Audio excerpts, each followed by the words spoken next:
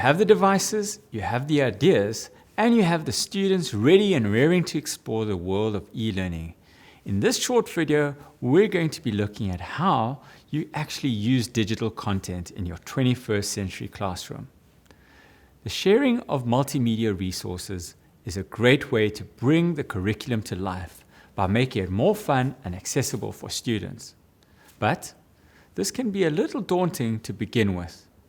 HTML, EPUBs, PDFs, JPEGs, PNGs, MP4s.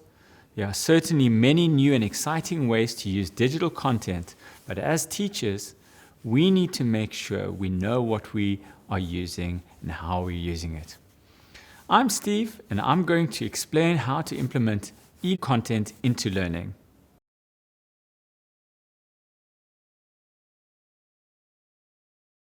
Before we look at the content itself, we need to have a quick chat about copyright. Whether you're using other works, such as a poem or image, while creating your own content, or simply finding and sharing content as is, you need to be sure that legally you're actually allowed to use it in the classroom. Copyright is a form of intellectual property. Copyright protects creative, original works of the mind that have been expressed in a physical format. Copyright law applies to everyone, but it can get kind of complicated in an educational context where additional resources are needed to supplement textbooks and worksheets. Pirated content, for example, a PDF of an e-textbook, an MP4 of a movie where the owners didn't give permission, is illegal. But there are many other materials you can access and share with students, such as any audio file, video file, or document that you've made yourself, any work that is in the public domain and not subject to copyright, any work that falls under a Creative Commons license, which is subject to possible restrictions, any copyrighted work for which you have received written permission from the copyright holder to reproduce and use.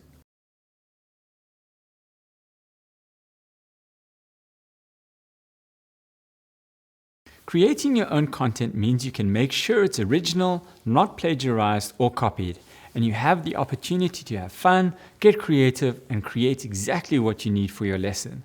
Just remember that if you use other copyrighted content within your resource, such as an extract or photograph, you may need to get permission from the copyright holder. Nowadays, it's really easy to create your own digital content, especially as there are so many tools available online and many of them are free. Plus, there are so many tutorials that show you how to use these, whether you're making videos, putting together presentations, or making worksheets or revision notes. There are so many ways that you can make what you're teaching more accessible to your students.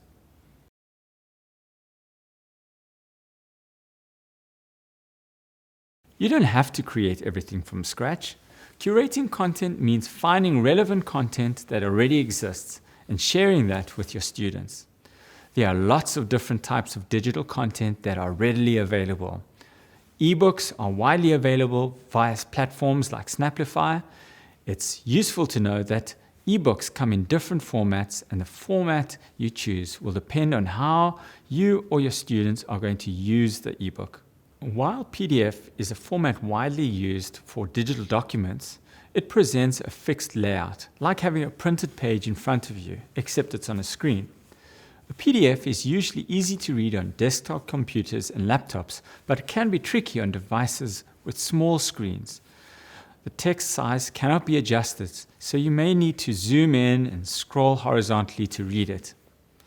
The EPUB, however, has become the technical standard for the book publishing industry.